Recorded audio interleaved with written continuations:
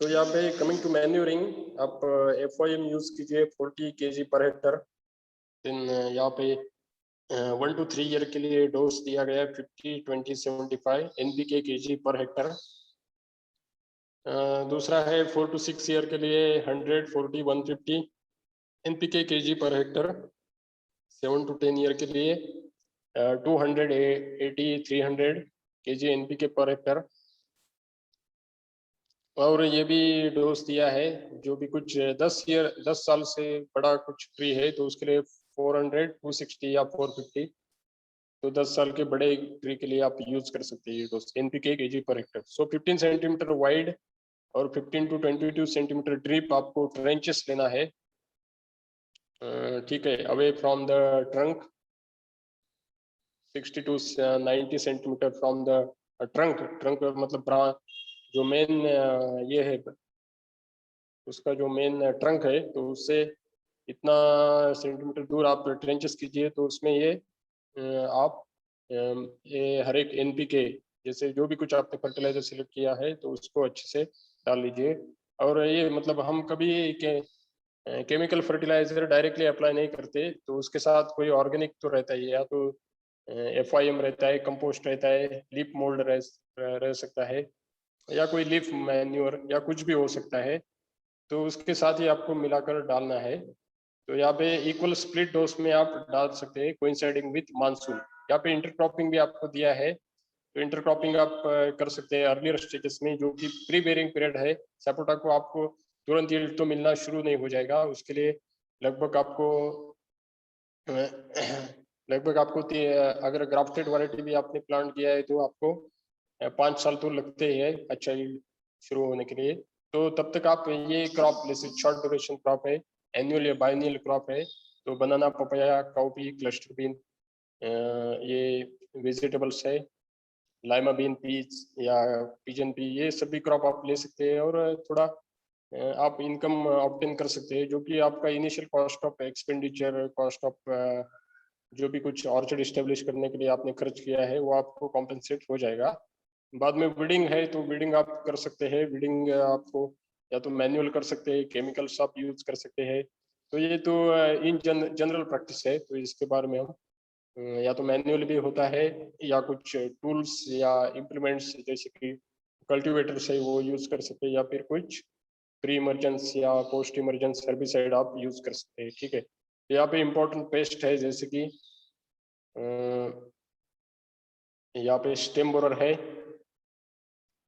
तो stem borer यहाँ पे इसको ये होल में प्लग करता है स्टेम के, ठीक है, और पूरा स्टेम वीक कर देता है। तो इसके लिए आपको क्या करना पड़ेगा, ये plugging the whole with cotton dipped kerosene और BHC 0.1%। देन स्केल इंसेक्ट है, तो स्केल इंसेक्ट के लिए है यहाँ पे डाइमिथोएट और malathion 30 ml in 18 litre of water आपको यूज करना है। देन लीफ वेपर है, मेलाथियन 0.5% आप स्प्रे कर सकते हैं। मिलीबग्स है, उसके लिए भी डाइमिथोएट रिकमेंड किया गया है। तो यहाँ पे दूसरा लीफ माइनर है, तो डाइमिथोएट आपको रिकमेंड किया है, और मेलाथियन करेक्ट क्वांटिटी में करेक्ट कॉन्सेंट्रेशन आप यूज कीजिए। फ्लावर बर्ड ईटिंग कैटरपिलर, तो यहाँ पे भी डाइमिथोएट और मेलाथियन दिया गया है। मार्केटिंग कैटरपिलर है, तो डाइमिथोएट यूज होता है यहाँ पे। फ्रूट बोरर रहता है जो कि फ्रूट के पल्प को डिस्ट्रॉय करता है, तो यहाँ पे आप डाइमिथोएट यूज कीजिए और मेलाथियन, तो ऑलमोस्ट सेम केमिकल्स से यहाँ पे रिकमेंड किए है। दूसरा इंपॉर्टेंट डिसीज है तो लीफ स्पॉट है, आप डाइथेन यूज कीजिए, डाइथेन जेड 78 0.2%। सूटी मोल्ड है, तो पाउडरी टाइप का पोर्शन यहाँ पे मिल जाता है सूटी मोल्ड में। स्टार्च सॉल्यूशन आप यूज कर सकते हैं, या जायनेप आप यूज कर सकते हैं पाउडर। उसको अच्छे से डाइल्यूट कीजिए और उसका स्प्रे कीजिए। फ्लैटनिंग ऑफ ब्रांचेस, तो फ्लैटनिंग ऑफ ब्रांचेस ये भी एक कॉम्प्लेक्स प्रॉब्लम है। तो ये फिजियोलॉजिकल डिसऑर्डर या एक कॉम्प्लेक्स प्रॉब्लम है, जो भी कुछ स्पेशली कोई पैथोजन या फंगस उसमें इन्वॉल्व है तो हो जाता है। तो इसका कोई ऐसा कंट्रोल नहीं है। एक तो आप क्या करते हैं, अपने ऑर्चर्ड को क्लीन रखना है, जो correct dose of fertilizer, malnourish आपका प्लांट नहीं होना चाहिए। करेक्ट क्वांटिटी में आपको इरिगेशन और nutrient major as well as micro nutrient जो भी कुछ बताए वो प्रोवाइड करना चाहिए, और अच्छा आपके ऑर्चिड का केयर एंड मेंटेनेंस लेना चाहिए, ठीक है।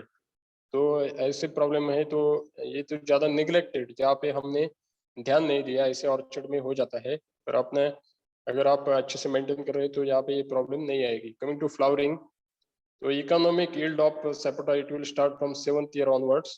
तो 3 या 4 साल में उसको फ्रूट छोटा छोटा लगना शुरू होता है, पर पहले तो बहुत कम होता है, पर बाद में जब हम ग्राफ्टेड प्रोजेनी प्लांट करते हैं तो यहाँ पे आपको 7th ईयर ऑनवर्ड्स अच्छे से आपको फ्रूट यील्ड मिल जाना शुरू होता है, ठीक है। बाद में 2 main seasons of flowering as well as harvesting होते हैं।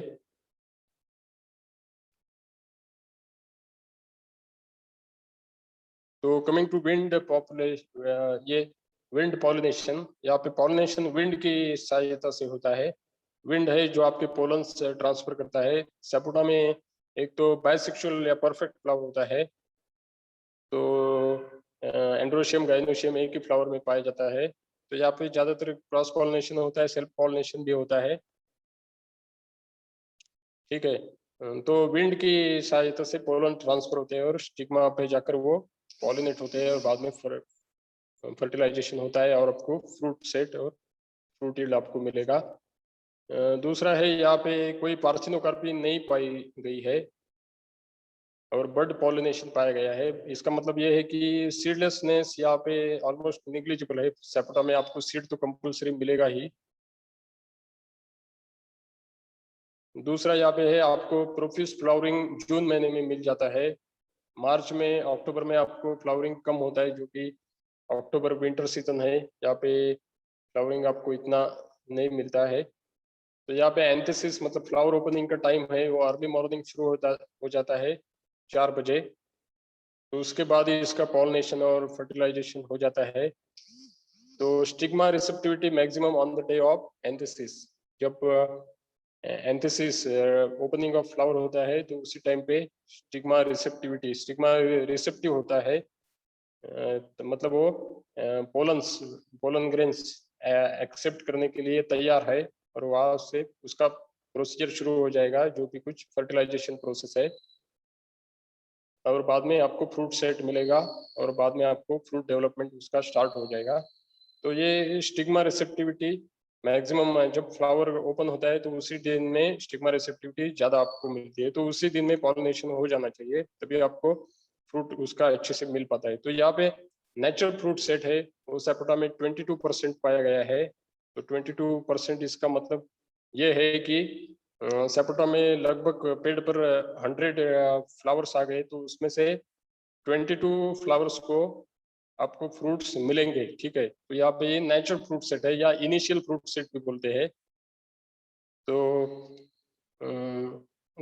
इनिशियली आपको 22 फ्रूट्स मिलेंगे। तो ये जो भी कुछ नेचुरल फ्रूट सेट है ये अपने दूसरे क्रॉप में देखा, अगर एज कम्पेयर टू मैंगो में देखा तो मैंगो में 1% से भी बहुत कम है। आप मैंगो में आपने देखा लगभग 4,000 टू 10,000 फ्लावर्स आपको मिल जाते हैं, और उसी में से एक पेनिकल में उतने फ्लावर मिलने के बाद भी आपको एक पेनिकल पर मैक्सिमम 5 या 6 फ्रूट आपको इन क्लस्टर बेरिंग वैरायटी में 6 या 7 मैक्सिमम, उससे ज़्यादा फ्रूट आपको मिलते ही नहीं है। वो भी कुछ रेयर वैरायटी में मिलते हैं, नहीं तो 2 या 3 या 4 फ्रूट्स ऐसे कॉमन होते हैं।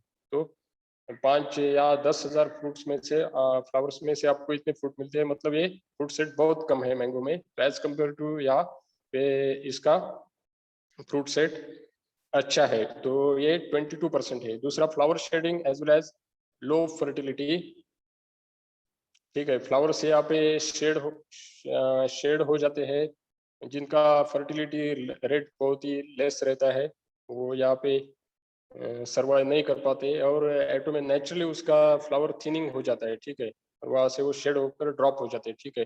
So maximum fruit drop awkward immediately after fruit set. तो इमिडिएटली आफ्टर फ्रूट सेट यहाँ पे मैक्सिमम जो भी कुछ फ्रूट ड्रॉप है वो वहाँ पे हो जाता है, क्योंकि गाँव यहाँ पे सेपोटा में ऐसा देखा गया है कि लीफ एक्सिल्स में ही बहुत सारे फ्लावर्स आपको मिल जाते हैं, लगभग 10 या 12 फ्लावर्स यहाँ पे हो सकते हैं।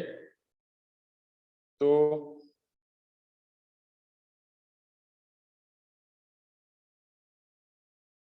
तो यहाँ पे 10 या 12 फ्लावर हो सकते हैं। अगर आपने सभी फ्लावर्स को अगर फ्रूट्स आएंगे तो ऐसी सिचुएशन हो जाएगी कि सभी फ्रूट्स माल नरिश हो जाएंगे और उनका डेवलपमेंट प्रॉपर नहीं हो सकता है, क्योंकि एक ट्री का भी कैपेसिटी होता है कि कितने फ्रूट्स वो बेयर करे। मान लो उसने ज्यादा भी फ्रूट्स बेयर किया है तो उसमें कितना फूड मटेरियल रिजर्वायर है, कार्बोहाइड्रेट है, जो भी कुछ डेवलपिंग फ्रूट्स को न्यूट्रिशन, मॉइस्चर, ये सब कुछ प्रोवाइड करने में सक्षम है, तो उतने नंबर ही फ्रूट्स वो अपने कैनोपी पर मेंटेन करेगा। तो इस वजह से वो नेचुरली अपने आप ही नेचर में प्रोसीजर हो जाता है, और नेचर में ही जो एक तो फ्लावर थिनिंग हो सकता है या फ्रूट थिनिंग भी हो सकता है। तो ये यहाँ पे कॉमन है सैपोटा में, ठीक है। तो यहाँ पे it was observe that flower at the base of the inflorescence open. तो यहाँ पे इन्फ्लोरेसेंस जो होता है या लीफ एक्चुअली उसके बेस पे जो पहले फ्लावर आते हैं वो अच्छे से ओपन होते हैं और वो अच्छे से फ्रूट डेवलप कर पाते हैं, और मतलब फ्रूट सेट उसमें अर्लियर हो जाता है as compare to flowers which are very away from the base. So such early set fruits developed rapidly. तो ये फ्रूट्स बहुत रैपिडली डेवलप हो जाते हैं, और and remaining which sets relatively late, जो लेट वो फ्रूट सेट होते हैं वो ऑटोमेटिकली ड्रॉप हो जाते हैं। तो इस तरह से एक वो आपको लीफ एक्सिल में मैक्सिमम 5 या 6, तो remaining 50% flowers will get naturally shaded. Okay, ये नेचुरली फ्लावर थिनिंग हो जाता है, तो ये यहाँ पे कॉमन है। तो use of growth regulators has been found beneficial यहाँ पे। तो यहाँ पे before flowering as well as at the peak of flowering, यहाँ पे जो भी कुछ आप ग्रोथ रेगुलेटर्स यूज कर सकते हैं। तो यहाँ पे SADH आपको यूज करना दिया है 100 ppm spray for good fruit yield. आप प्लानोफिक्स या उसको ऑक्सिन से ये NAA, तो 300 ppm it is for good fruit retention. और GA3 भी आप यूज कर सकते हैं अच्छे फ्लावरिंग और फ्रूट यील्ड के लिए। तो यहाँ पे ये फ्रूट डेवलपमेंट का चार्ट दिया है। तो आप देखिए यहाँ पे दो तरह की आपको वैरायटी दिख जाएंगी, जैसे कि कुछ ओवल टाइप है, कुछ राउंड टाइप है। तो ये भी सैपोटा में कॉमन है, या उसको वेरिएशन बोलते हैं। ठीक है, तो यहाँ पे इस तरह से फ्रूट का डेवलपमेंट हो जाता है, बहुत छोटा रहता है और इस तरह से वो फाइनल शेप ले लेता है। ठीक है, या यहाँ पे फ्लावर स्ट्रक्चर दिया है यहाँ पे। तो इस तरह से फ्लावर होता है, और ये पूरे पार्ट स्टिग्मा स्टाइल और ही रहते हैं। गाइनोशियम का पार्ट रहता है, एंड्रोशियम का पार्ट रहता है, बहुत सारे स्टेमेंस रहते हैं उसमें, एंथर्स रहते हैं और पोलन ग्रेन्स यहाँ पे रहते हैं। तो आउटसाइड जो है वो करोला पे अटैच रहते हैं सभी स्टेमेंस। तो यहाँ पे बाइसेक्सुअल या परफेक्ट फ्लावर का एग्जांपल है। तो coming to fruit development, so there are 3 stages of fruit development. तो जब फ्रूट डेवलप होता है तो फर्स्ट टू 12th फोर्टनाइट मतलब 15 डेज आपको 23.6% फ्रूट का ग्रोथ मिलेगा। बाद में 12 टू 17 फोर्टनाइट में आपको 14.4% फ्रूट का ग्रोथ मिलेगा। मतलब ये 17 फोर्टनाइट मतलब कितना हो गया,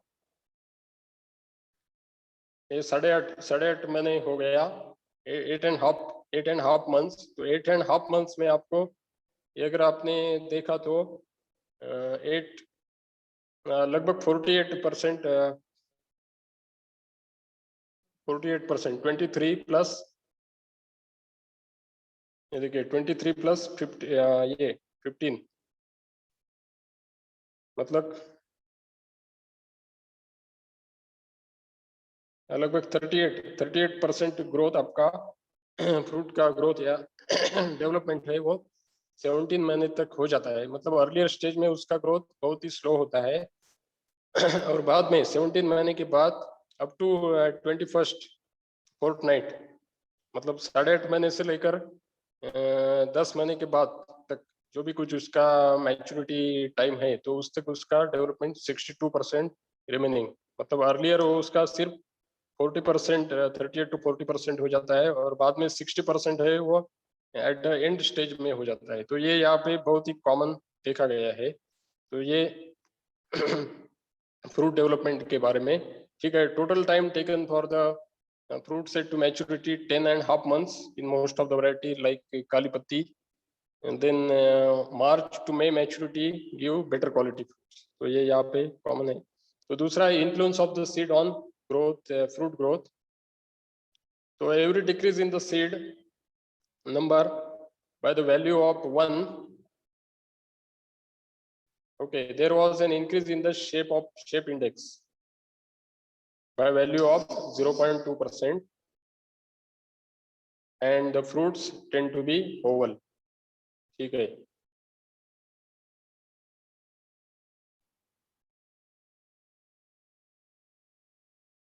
तो इसका मतलब ये है कि ओवल वैरायटी में आपको सीड्स ज्यादा नजर आएंगे और राउंड वैरायटी में आपको कम सीड्स मिलेंगे. ठीक है.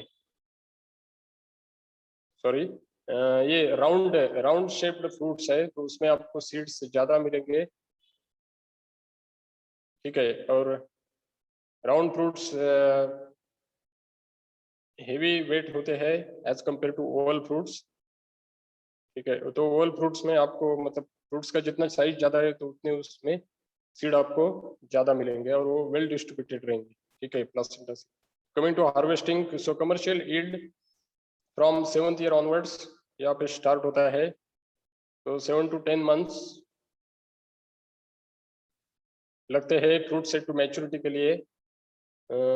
All full maturity fruits develop into dull orange colour और पोटैटो कलर.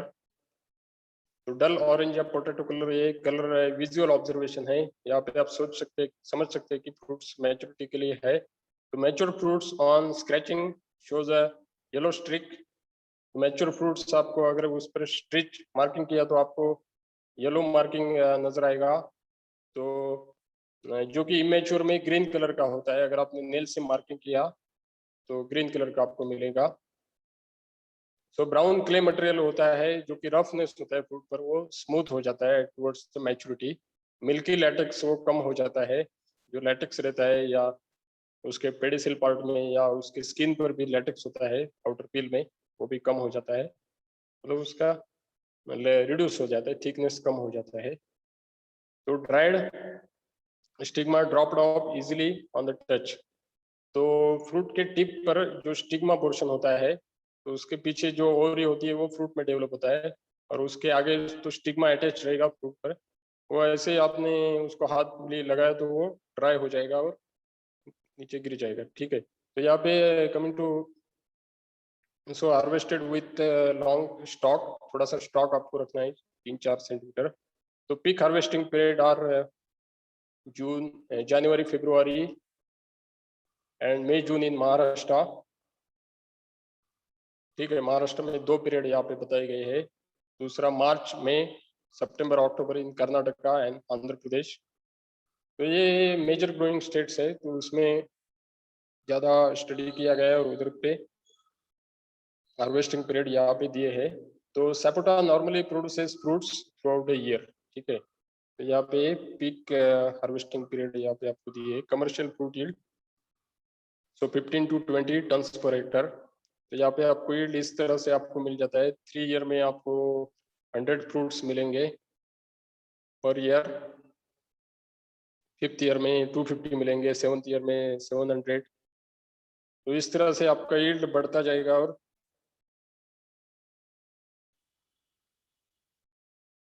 ठीक है. आप 15 साल के बाद 2000 फ्रूट्स आप उस पर हार्वेस्ट कर सकते हैं. ठीक है. तो उससे भी ज्यादा आप 30 साल तक उसका प्रोडक्टिव लाइफ होता है. तो coming to ripening as well as storage. So fruits ripen after the harvest since it is a climatic fruit. So in about 4 to 13 days, depending upon the cultivar. So ripening can be done by treating with ethyl 250 to 75 ppm. So between 12 to 14 degrees centigrade, fruits ripen very slowly. बहुत ही slow ripe होते हैं यहाँ पे temperature में. And keep well for around 5 weeks.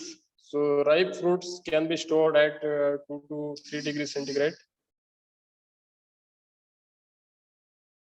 Okay, and 85 to 90% relative humidity for 6 weeks. And firm fruits और 8 weeks, तो firm fruit आप 8 week के लिए रख सकते हैं 3 to 5 degree centigrade and 85 to 95% relative humidity. ये तो स्टोरेज कंडीशन में आप उसको सही सलामत रख सकते हैं, एक स्टोरेज आपको फ्रूट्स को ज़्यादा प्रिजर्व करना हो तो, ठीक है। तो यहाँ पे फिर से वैरायटी आपको दिखा रहे हैं जिसके पिक्चर्स अवेलेबल है यहाँ पे वैरायटी के। तो यहाँ पे डिफरेंट डिफरेंट जैसे कि राउंड है, ओवल शेप है, तो इस तरह से आपको नजर आएंगे ये अलग अलग वैरायटी। PKM1 है, PKM2। तो ये पहले हो गया है, फिर से थोड़ा सा आपको उसका पिक्चर दिखा रहे हैं, ठीक है। ये लोकल पॉपुलर कल्टीवर्स है डिफरेंट स्टेट्स। तो यहाँ पे ये प्रॉब्लम्स है जैसे कि कस्टूटा बोलते हैं, जो कि कुछ पैरासाइट्स रहते हैं, ये लोरेंथस भी है, स्टेम पैरासाइट, रूट पैरासाइट, ठीक है। तो इस तरह से ये सपोटा क्रॉप आपका यहाँ पे